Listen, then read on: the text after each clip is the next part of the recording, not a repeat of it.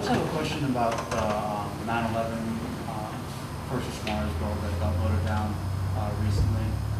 I was just wondering what it was about the bill, what your problems were with it, why you voted against that. Yeah, well, there were a lot of things in that bill that were just bloated spending. I will tell you, we have put billions of dollars into the health care for the folks that were there on Ground Zero, frankly, at the Pentagon. And, as a state certified firefighter, an emergency medical technician, and a rescue technician, I understand both the emotional trauma and the physical trauma that those folks went through. And that, there was a lot of reasons, actually. One is the fact that we've already invested so much. And the fact is that, I know when I'm on the job, either as a volunteer or certainly if I was paid, and I run into health issues, I have other resources as well, starting with workers' compensation.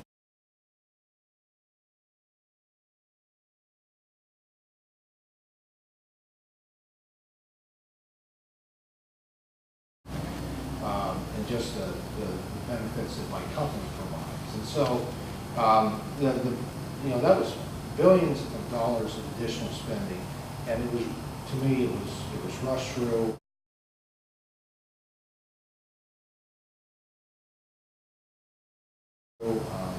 I was concerned that frankly, with what's part of that money was going for, and was it paid for?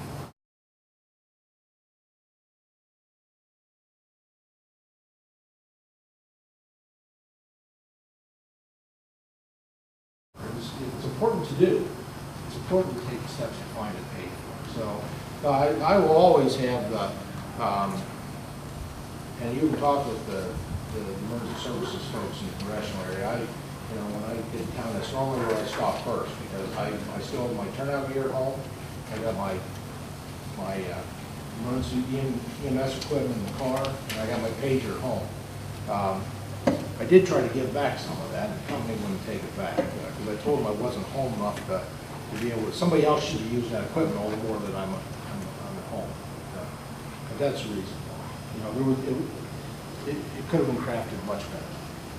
Okay, but as far as it being paid, and let me also say that there are folks, including the amount of money that's being paid there.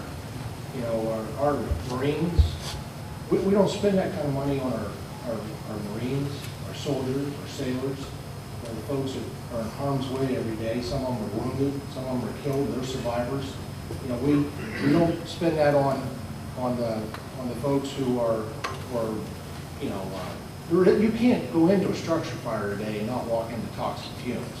It's impossible because of how furniture is made today, right? It's the toxic fumes, the toxic environment as a volunteer or a paid member that you respond into. You put yourself in harm's way every day, and so that was part of the debate as well. There's no compensation. We've already spent a tremendous amount of money there. There's no, for the most part, we're not treating people the same way. There's just not parity in how we're treating people. but weren't they told that the toxins weren't going to be dangerous to them, or that there were no toxins there, basically that it wasn't as dangerous as... No, I'm not the only one shaking my head no.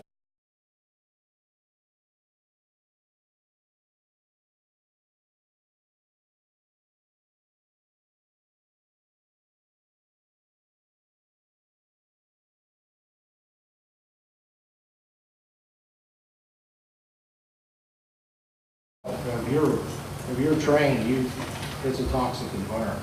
I don't care if it's a car fire. And certainly when you've got collapsed buildings like that, when you've got accelerants that was on that jet, when you look at all the things that are on those planes in terms of the foam, the materials, the plastics, it's serious work. And that's why my brother and sister firefighters, EMTs, rescue techs, whether they're paid or frankly volunteers, we just owe them a debt of gratitude that you can never repay, actually, for what they give us.